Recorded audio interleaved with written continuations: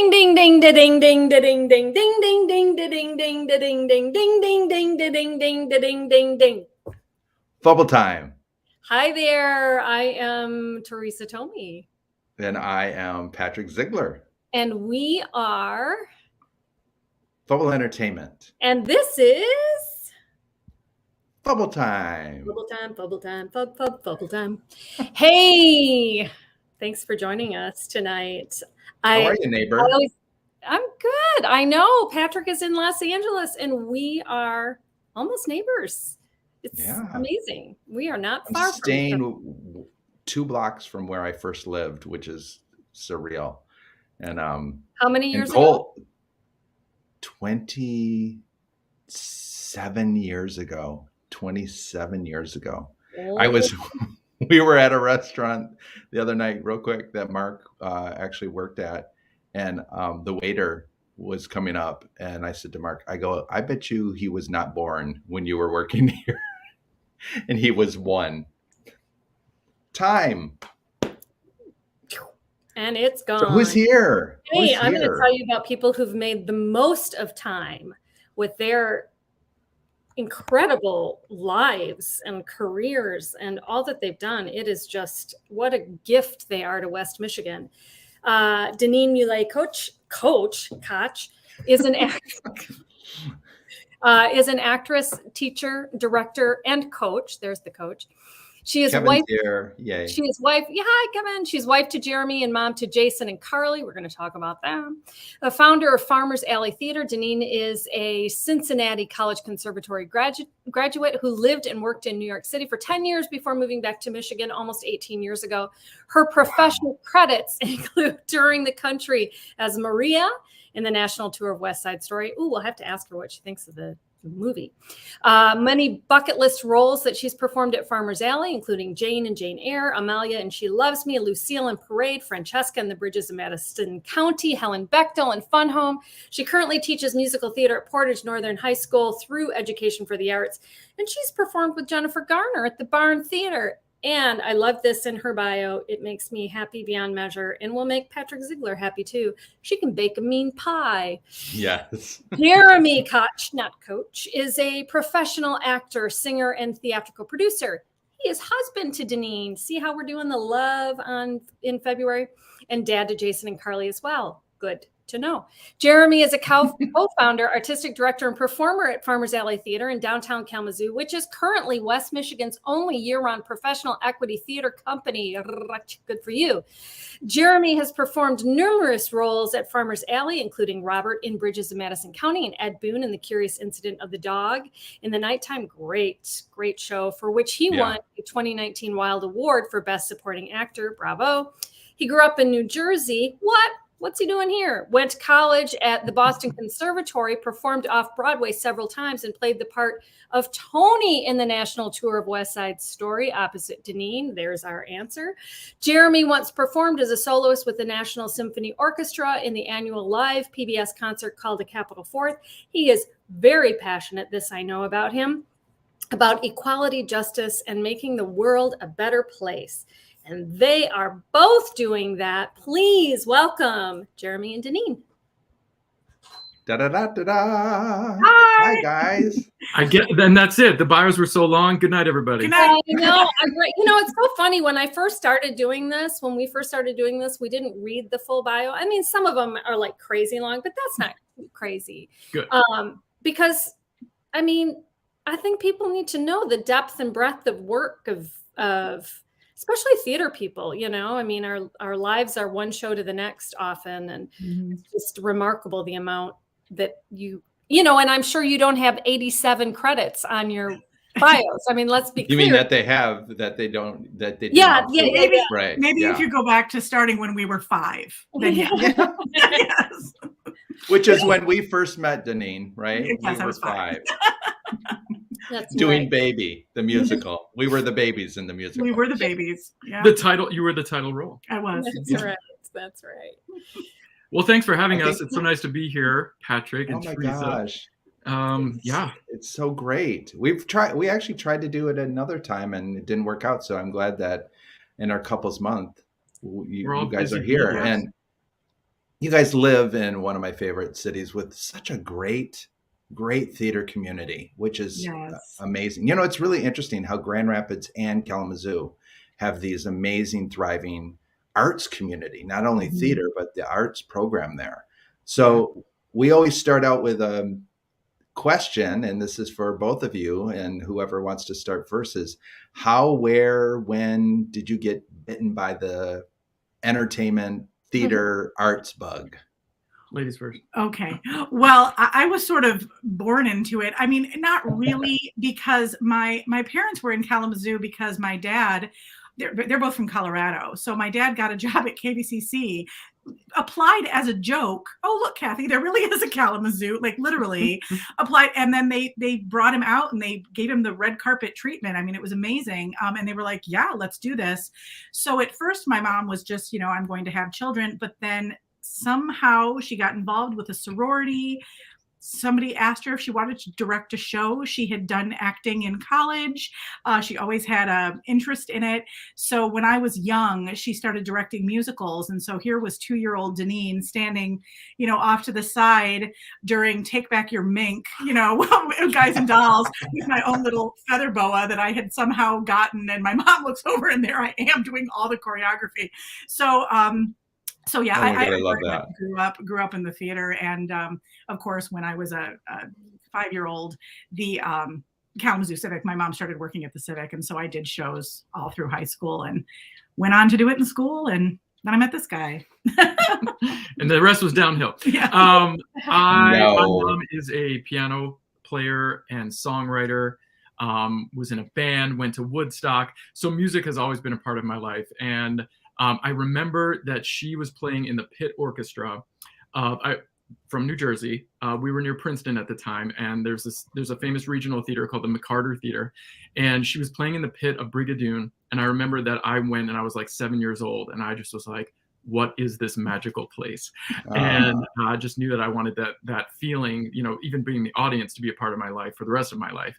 And I remember just being, doing stand up in the living room with like the vacuum as a microphone. And my mom had an extensive LP collection and had a lot of musical theater. And one very interesting double LP, was the original cast recording of Sweeney Todd, which I, as a 9-year-old, listened to nonstop with those old 70s, headphones with. Like, oh my God, I love it. Yep, nonstop. I know every word. So yeah, interesting little tidbit, but that's how I got bitten. It's so funny because you guys are both so talented, this I know, that how lucky for you that you were both exposed to it and you actually had the talent to do it. You know what I mean? Yeah, right. You know what I mean? Like you could be like, oh, I was backstage and then I could do that. I mean, and you both have lovely voices. And I mean, like, how lucky that, do you think about that? That wasn't even a question that I was going to ask, but all of a sudden it dawned on me, like, wouldn't it be terrible if you grew up in it? I mean, you guys wanted to do it, but couldn't. Yeah. I mean, I guess I've never thought about it, but I've thought about it in terms of my kids. I was going to, because they've been immersed in it too. And wouldn't that be funny if, all of a sudden Carly just can't sing, or something like that? That would be weird. And pressure, right.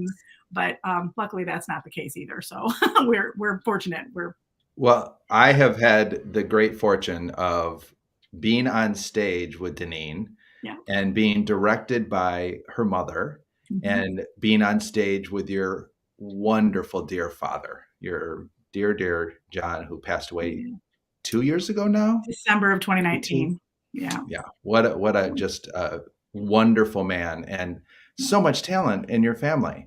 And I will say, we first did Baby together, and then we did a chorus line, and so young to be playing Zach. I played Zach. You're great. Come on. But so young for you to be playing Morales, but that was a good production. That really, and we were doing the original choreography. We were. I still remember it. I think you guys should do it right now. You guys. I do it for my high school kids, and they get the biggest kick out of it. Oh my gosh. But I will say, and I've not had the pleasure of being on stage. I've been on Zoom screen with Jeremy, who did our Zoom reading of The Santa Hat, which I was so grateful you got to be a part of that. But I will just say you both are just very generous and talented performers and director. I haven't worked with you that way, but it is really great. Do you have a, I don't want to say favorite, but when you're doing different, directing, producing, acting, you do it all. Is there one that does tug at your heart a little more than the other, or does it all feel just the same? Okay, if I go first? The first time I directed something by myself was scary. It was really, really scary, especially having, my mom be such a, she's such a wonderful director. And so there was a lot of anxiety that came with that. I'm finally starting to feel like it's as enjoyable as the performing. But I would say probably the best experience I've had to date would be the Bridges of Madison County. There was something about performing that particular role, especially after teaching the acting class that I teach. It's made me I wouldn't say necessarily a better performer, but a performer that thinks differently, that has more technique than I believe I ever allowed myself to have because I teach it now. So wow. I was able to do such cool things with the props and just that woman that I got to play, this Italian woman, it felt so natural. It was like putting on a pair of slippers for me. I don't know why, but I don't think I've ever felt that free on stage where there was no anxiety. I had complete trust in my partner, my director. It was probably my favorite experience ever. Once upon a time, I would have said West Side Story was that, and then I would play it until, I was 50 years old. But, that can't happen. Well, Jesus Christ Superstar, so maybe you can do it again. Yeah, maybe. Well, actually, funny story. When we did West Side Story at Portage Central, I won't say quite how old I was at the time, but our Maria on Tech Monday lost her voice and was sick. She was very sick and couldn't come. And I had co-directed the show with my mom. My mom had directed all of the group scenes with the Jets and the Sharks and the big stuff. And I had pretty much taken Tony and Maria and directed a lot of their stuff because I knew it so well. And so my mom said, Denene, we need the lighting people to be able to follow Maria. We need the sound, designer to be able to, Mike, you have to play this tonight. And oh my gosh. And so I went up to the kid that was playing Tony, who was 6'5". Okay. And I looked at him and I said, you will not kiss me. You will not lift me. Let's do this. And then we did. We totally did West Side Story. It was like going back to work. It was the weirdest thing. It was a thrill. It was super duper fun. Wow. So who would have ever thought I could go back to playing Maria at that age? But yeah, I'd say I feel freest as a performer, but I'm getting better at feeling like a director is something I can be. If that answers the question. Yeah. Patrick, you're right. There's something about all three of those things that are very fulfilling.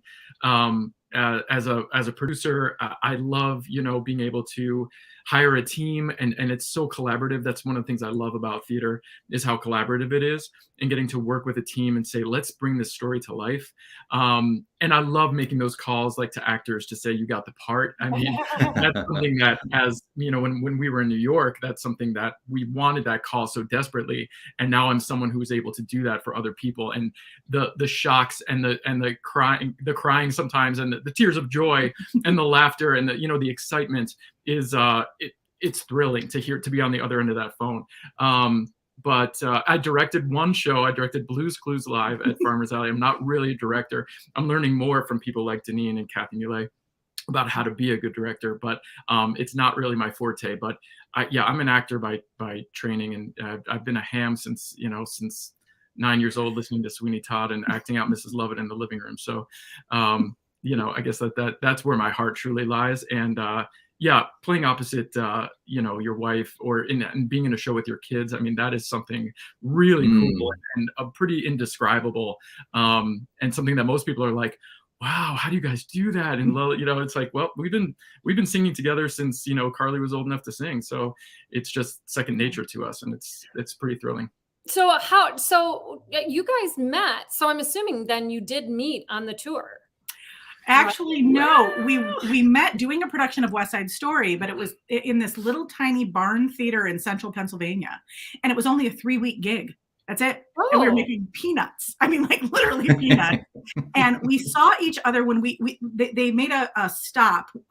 We had a bus from Port Authority out to Williamsport, is I believe where we first stopped, and they let us out to get food. And Jeremy saw me, but I didn't see him. And then when we got to the actual destination and I looked at him for the first time, a little voice went off in my head and said, "This person is going to be very important in your life." And I knew that right away.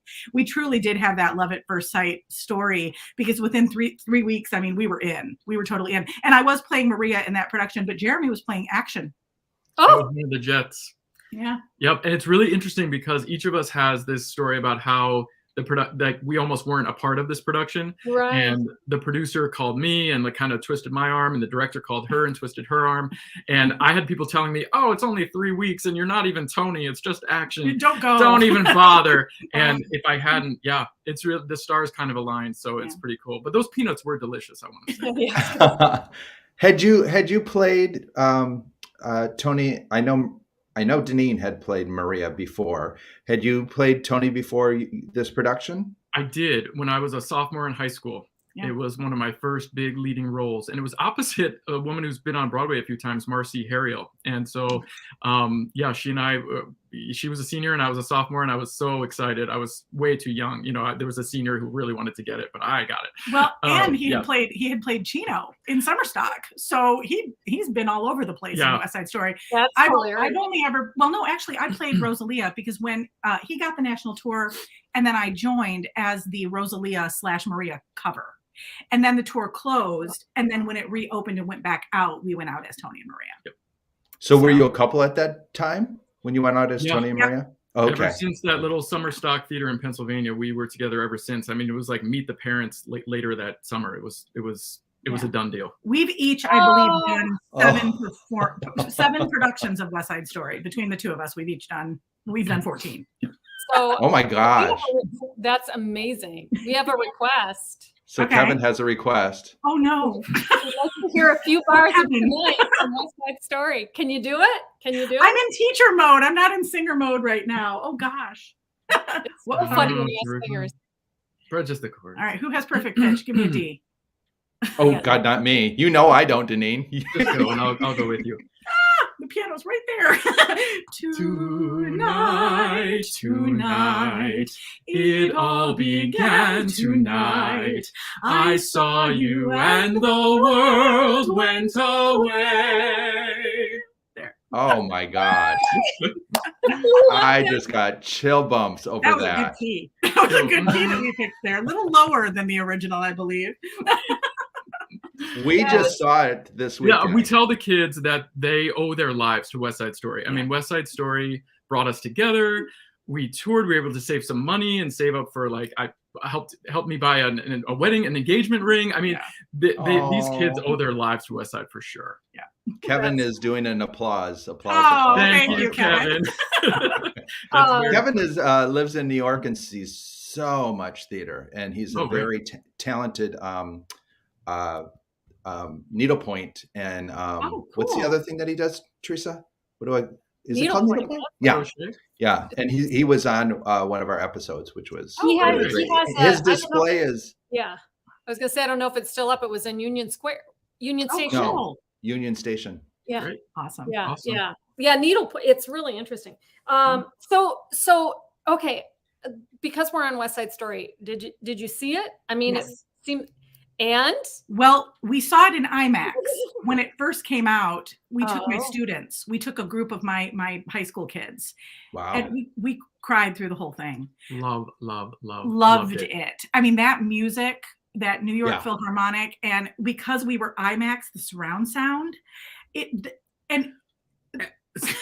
Spielberg is a genius. Like you know some of his films and you know that he's amazing, but then when you see what he does with musical theater, just because that's been our lives, and you're like, oh my gosh, he's lifting this up to like a whole other level. Just the shots cinematically, the light, what he did with lighting, the way like people's faces glowed. I mean, the way that Maria, her face just glowed. And I was like, how are you doing this? And the changes they made to the script, and, Tony singing Cool and all those things. I mean, we just thought it was ingenious. I loved Rita Moreno. Oh my God. That moment was brilliant. That was I didn't know that was coming. I had no idea that was coming. Me either. so And that was the thing, is we saw it the first weekend because I didn't want to hear anything. I just wanted to go and experience it. And we did. We held hands the entire time. And Jeremy at one point was crying so much that he was shaking the whole row of seats. Jeremy. It takes very little to make Jeremy cry. It's true. But we loved it. We really did. Love. You know, the story is just too integral in our lives to not embrace every single opportunity to make it known, to have the next generation fall in love with it too. It somehow had the feeling of classic and vintage, but also being brought into 2022. I don't know how he did that. You know what I mean? It felt timely, but also nostalgic. I loved it. Loved the Bernardo. It was anybody, what they did with the character of anybody's. I just brilliant. That was so cool. Highly recommend. Oh, so yay. I'm going to love come hearing back that. into. So I'm curious, when you guys met, you said you were all in very quickly.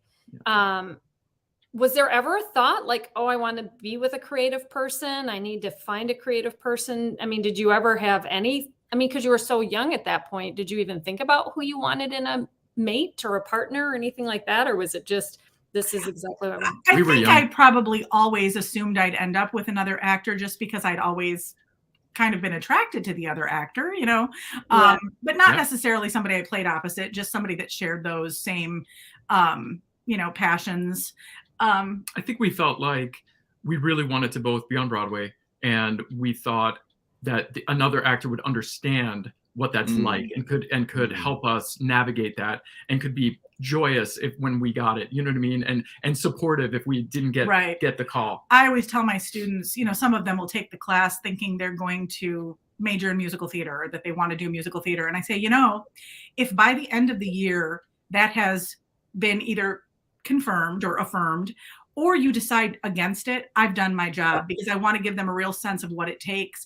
And I say to them, some could consider being a performer a very selfish type of job, not because you're a selfish person, but because you have to take care of you. You are your product. You have to have the current headshots. You have to spend money on classes and clothing and audition things, so it's about me. So if you don't have somebody else that really understands that, it could be really difficult. Then there's the flip side, which is if you don't have anybody that understands that, it makes it a lot easier on you, because they go do their thing, and you can be in your own drama, and you're not jealous, and you're not wishing you had the other person's career. So weve been lucky that it didn't tear us apart, because it could have just as easily. And there's the financial thing too, which is that, if one of you is kind of because it's very hit or miss, roller coaster, right? Roller coaster. You're working, and then you're not, and then it's up and down. And if you have someone more steady, your lawyer, your significant other who's a lawyer, it's like that steady, right. and you feel a little more secure financially. But when you're we were in our early 20s, so we weren't really thinking about that. Right. Which is good. So, Farmer's Alley. Yeah, I was just going to say, I want to know how did you guys make the journey to Kalamazoo, and was your intention going into Kalamazoo that you were going to start a theater? Yes. Ding, ding. Yeah. Really? I mean, part of the story is that we never really got that Broadway break. Okay. And so, and that's okay. I'm okay with that. And we went through a kind of a rough patch as performers, and Broadway was changing. I mean, it's always changing, but at the time it was the first real influx of rock and pop. And we had more classically trained, not that we couldn't do other things, but we were looking more toward the revivals at that point, because everything else was new and something we wouldn't be able to do. So lots of rejections, lots of, and we started cater waitering, and we had a job at the Hilton Times Square, which actually turned out to be a great place for us. But I got so sick of auditioning that I put in to be the event coordinator for the catering department, and all of a sudden I had a job. Oh, wow. Yeah. Oh, wow. And so he was continuing to audition, but it was starting to really weigh on him. And we would joke, my parents and I would joke with him and say, oh, Jeremy, let's not deal with this anymore. Let's move to Michigan and open a theater. And one day, seriously, we had Jason. And so here he's 1 year old. But one day Jared comes home and says, okay, let's do it. Let's move to Michigan. I'm sick of this. Wow. I called my mom and dad. I was like, he just said I was like afraid I was going to jinx it. I was like, oh my God, this might actually happen. And man, we were looking at houses so fast. You know? Yeah. Well, I'm a Jersey boy. You know, I'm born and raised in, well, yeah, technically, born and raised in New Jersey, and I've been there my whole life. And living in New York, it was where I always wanted to be. And went to school in Boston. Like, I'm an East Coast guy, and so like moving to Michigan was just such like a foreign concept to me. I would never. You know, in my 20s, I would never dream of doing something like that. But then eventually it was like, well, why? Why are we struggling so hard? Why are we trying to make this work so hard when we could maybe have it all? Maybe we could have a family and do theater in a place where it's a little bit easier to do that. Yeah. Amazing. Well, and I tell people, I say, if we hadn't moved here, we probably wouldn't have Carly because we wouldn't have been able to afford her. Right. You know? But no, Farmers Alley actually came about because we were, Mom and Jeremy in particular, looking for an existing building, maybe trying to find a way to open a theater. But Jeremy, you know, he kind of wanted to wait until we had a space to like arrive on the scene. You know what I mean? And then the Civic announced that they were doing ragtime. And I said, I want to be in that. I said, I want to do that. So I said, I'm going to go audition. So I did. I went to the audition, and it was so fun. And it was so nostalgic for me, Patrick, as you can attest. Because we saw it in New York. Right. And I went to, well, no, I mean nostalgic being in the building, the Civic, you know. So I went to Jeremy and I said, oh my God, you have to audition. That was so much fun. We haven't done this in so long. You have to do this. Oh my God. Mother and Tata, and Adam and Rob Weiner were in it. And so we became really good friends with Adam and Rob during that production in 2007. And they actually approached us one day after rehearsal and said, you know, my dad has some space. We have a building. We were thinking we might want to do a theater, and we want you guys to be our partners. And we were like, yes, that is why we are here. So they didn't even know. My dad has a barn. Oh my God. Well, a little bit nicer than a barn, but yeah. Yeah. It was just fate. It was like, it was meant to align that these two families would come together and start this theater. And we had such great support. I mean, that conception of Farmers Alley started in the parking lot one night in 2007. And a year later, we opened our doors. So we hit the ground running. We got a board of directors together. We got a season lined up. We hired, you know, actors, directors, designers, crew, musicians. We got, you know, support from the community, renovated the space, had great people like Lanny Potts and Les Batts helping us, you know, figure out equipment and designing that space. Lots of people went into making that happen, but it was a year from seed to tree. Yeah. Was it? So I'm going to just real quick question, because I don't want to lose Kevin's question there. Just jumping back for half a second. Did you guys do any off-Broadway? Mm-hmm. Yes. Jeremy actually opened. You can tell the story about you. Go ahead. Sorry. I actually did an off-Broadway production of Pirates of Penzance. It was on a ship at South Street Seaport called the Peking. And it was kind of an updated version where they mixed the classic music with like updated, pop rock versions of the songs. Anyway, kind of a very cool production. And then I actually started a theater company with some friends from college, and we did have some success. And so we actually made it happen for ourselves, and we rented a space on Theater Row, and we actually got some really great rave reviews in like the New York Times and stuff. So yeah. Well, he's not telling you the whole story. No. This is the interesting part of the story. They opened, they got backers, they raised money. They did such a great job, and they put a production of Boy's Life together, Howard Moore's Boy's Life. And they opened it on September 10th, 2001. Oh. Yeah. And so they had the show, we had the big opening night party, and then the next morning. Wow. So nobody saw that rave review in the Times, and it just, from then on, people weren't going. So they performed the show. New York had a real, we're not going to let this get us down kind of attitude, but audiences weren't coming. So they would do the show for two people, in the audience. I've done that. Yep. Yeah. And it wasn't after 9/11. Right. No. Yeah. But we tried to persevere, and we made it through that run, and then we did a few other productions there, but it was hard to really regain that footing. Yeah. And I think that something, the universe said that wasn't what was supposed to happen for me. Right. Yeah. And so I kind of branched away from that, and that's another reason that led to wanting to move to Michigan. So when did you come back to Michigan then? What, 2006? 2004. 2004. Okay. And then Farmer's Alley was 2007. 08. It was the fall of 08. Yeah, that Okay. ragtime production was 07. Yeah. What I'm curious because Teresa and I've done theater and have done shows and are part of different theaters. How much more challenging is it because you created an equity house? So how much more challenging is that than going, we're going to do community theater and pay rights for a show?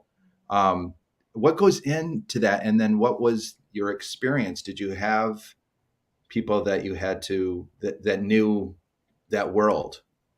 No, we did a lot of learning. I mean, Denene and I have experience as equity actors, but we did a lot of learning on how to produce equity theater. We knew we wanted to hire people, that we worked with before. There was the late, great Peg Small was actually in town and one of our equity actors that we hired to play Daisy in Driving Miss Daisy. And so we knew that there were some people in town, maybe some people that had grown up here and then gone on to have big careers and come back. We never got Jennifer Garner, though. No. How did that not happen? But I've tried to reach out, but I think she's too famous. You lost that phone number. She's too famous, yeah. I had her old number when she had a service. You guys remember? Yeah. I had her service number and her pager number and her parents' address in West Virginia. The service the pager doesn't work anymore. We're so surprised. But yeah, so there's a lot that goes into it, and it's definitely a major part of the budget. And so, it's something that we try to communicate with our audiences to help them understand that, the reason we're able to bring in people like Barbara Marino or Hannah Ellis or Nat Degree is because we have this relationship with that union. And therefore we need your support. We need your financial support to be able to afford to do those productions and bring those people in. Yeah. Yeah. Nat Degree. Wow. Because Mark did Gold Company and knew Steve Degree very well and knew Nat as a little boy. And boy, is he really creating some interesting stuff. Freakishly talented. So talented. Yeah. Yes. And you had the wonderful Steve Wallum and Tony Hammerkauser do the producers, which was so much fun. That was going to be one of my questions. You've had people like Scott Coulter come in and do concert shows and stuff. Did that help you in any way of getting a little more visibility, or was it just kind of the same? Was it just part of your season? I think it depends on who it is. Like Scott gave us probably more of a national reputation, because people in New York would be like, oh, you have Scott Coulter. But people in Kalamazoo didn't necessarily know who he was, although he did play Jack in Into the Woods. He did Into the Woods, which was amazing, which is when I first met him. I think that helps people in New York, because when Lauren Kennedy comes or Scott Coulter comes, they say, I'm going to Kalamazoo, Michigan to perform at Farmer's Alley. And that puts Farmer's Alley's name in people's heads. So anybody that's been here and really enjoys our theater or has come back numerous times, some of them tell us that they don't want to tell people about it because they want it to be just their little gem of a place to they get to come to. But of course, we would like as much recognition to go out there as possible. But I think it was also fun for our board members to get to meet some of these New York cabaret artists that came in and worked with us so that they could tell their friends, come support this theater because you're going to see something you don't normally get to see on a Kalamazoo stage.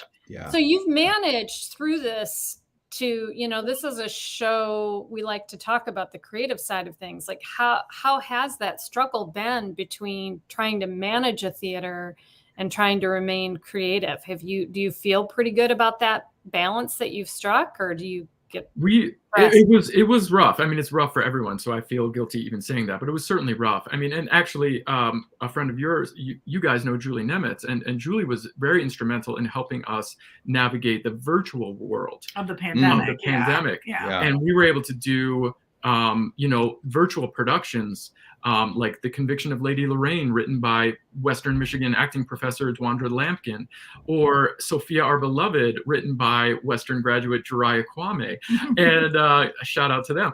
But yeah, so artists, usually have to stay creative somehow. And you see a lot of TikTok stuff, or like YouTube, or like Carly's writing her own songs. But we decided, instead of going dormant, what we love is live theater, live and physically in person. But if you can't do that, then what are you going to do? And the next best thing was to create something really super creative, kind of like your Santa hat, like do something, create it, put it virtually, but make it as artistically fulfilling as possible and as creatively exciting as possible, so that the audience feels like they're watching something and they're actually right there. And obviously people are watching Netflix and all kinds of things on screen. So why not us too? Yeah. I thought what you guys created, and is that the one that Teresa directed? And, yeah, the Sophia tech directions. Yeah. It was great. It was wonderful. And you know, so many people are like, well, you're just in a box doing this. And then they see it. And it was the same way with Santa Hat, where Todd added, you know, scoring and graphics and everything. And people are like, oh, wow. Yeah. You know, and the backgrounds that you guys had and the movement and everything. Yeah. That's what I love about, you know, theater and creativity. It's like, how can we pretend this is a black box theater, right? And how can we make that as creative as possible? And it really gives people the opportunity to really create and use their imagination. Yeah. So go ahead. It's good to shout out to Teresa and also to our friend Todd Lewis for coming up with those really creative ways of showing those images and doing transitional things that make the audience feel like they're part of something more cinematic. Yeah, I mean, I worked on it. I filmed it with you guys, but I had no idea what to expect. And when we watched it, I was just like, wow, this is so cool. I had no idea how creative you did this. It was very cool. So we talked a little bit, we're getting towards the end, and I just want to say, we talked a little bit about what you're doing with Farmers Alley, and that you're been doing this during this time. You're open, and audience is wearing masks, but actors aren't, and they're being tested. Can you just tell us about what's next? And I put the website up here. I'm going to put it in the chat, and how this process has been for you, that you're open again, you know, and I'm a part involved with Saugatuck Center for the Arts in Mason Street, and they're open and doing Little Shop, and they're going to be doing Legally Blonde, and you know, but the audience has to be. I know that was my dog. I was going to say, that's not Mark shaking off. So just share a little bit about how that's going and where you're at. Yeah, last summer we all hunkered down. You know, the executive staff hunkered down and said, how can we reopen, and how can we do it safely? And how can we hopefully do it and not have the actors wear masks? And we were able, what we decided was audience must show proof of vaccination at the door. And anyone we hire or volunteers for us, actors, directors, designers, crew, musicians, they all must show proof of vaccination as well. And we keep that on file. Audience wears masks the entire time. Crew wears masks but off stage. Actors take their masks off to perform, but wear masks at all other times. And that's been working. And actors get tested. And part of this is equity guidelines. We talked about the Actors Union. And part of this is equity guidelines to feel like their artists are being protected and we can open safely. And stage managers too are also part of the union. And we've had a couple musicals, and we're doing a play right now called Lifespan of a Fact. And we are open, and our actors are not wearing masks, and we're feeling really good about that and really proud of that. But there's still a lot of hesitancy. You know, there's audience members that, you know, they just still don't feel comfortable, or they don't want to wear a mask, whatever it is. So, you know, things aren't quite back to normal, but we're as close to normal as we possibly can be. Yeah. And the next 3 productions are The Revolutionists, Lady Day at Emerson's Bar and Grill. Oh, nice. Bright Star, which I'm really excited about. I didn't read about Bright Star. I guess I missed that one. Oh, great. When is that? Is that later summer? June 16 through July 3rd. Yeah. And Full Circle. This guy's going to be in it along with our son, Jason. He's going to be in it. So that's I definitely want to ask a question about your kids. Like yay for you guys doing the show together. That's fun. And my mom. But I want to know, I mean, did it just come naturally for both of them to get involved in theater? Was there any parenting going on there that was like? We did not push at all, because, you know, I mean, I would be a hypocrite if I tried to keep kids from doing the theater. I teach it, you know what I mean? Right.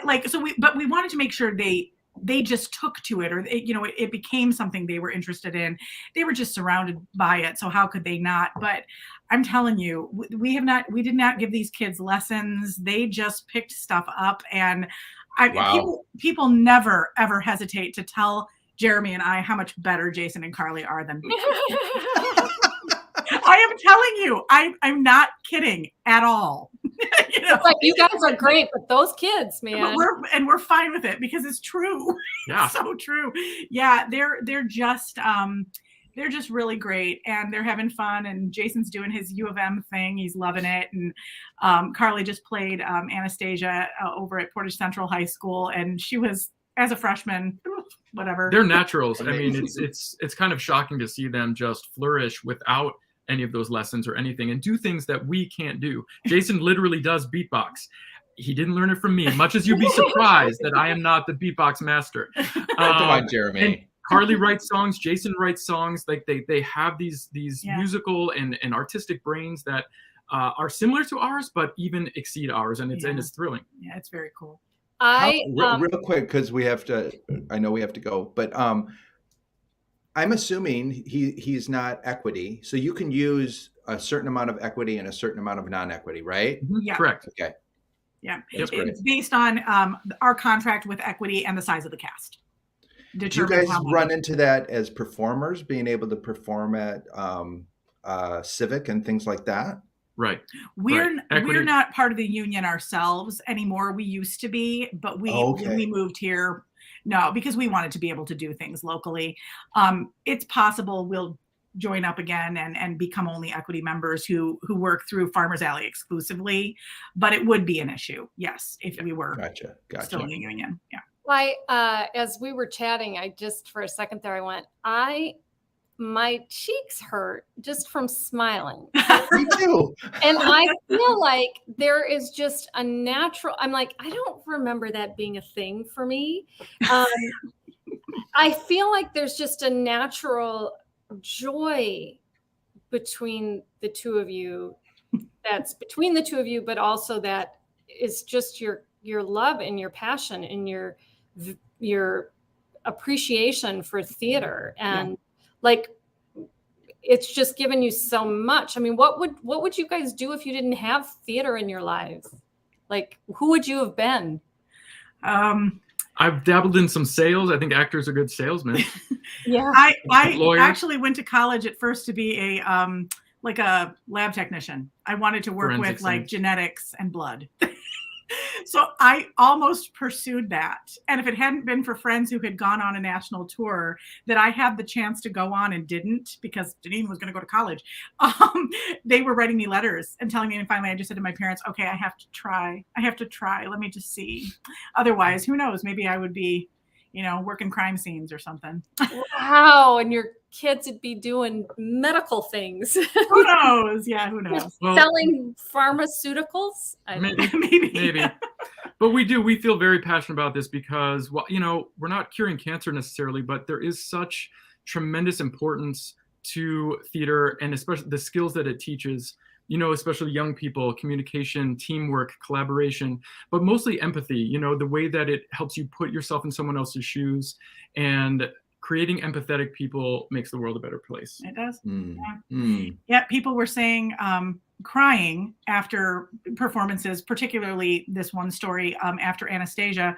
One of the designers, a friend brought her child, who is a quiet child, and apparently this child was so moved by the performance that she smiled in a way she's never smiled, said some words, and spoke to Carly.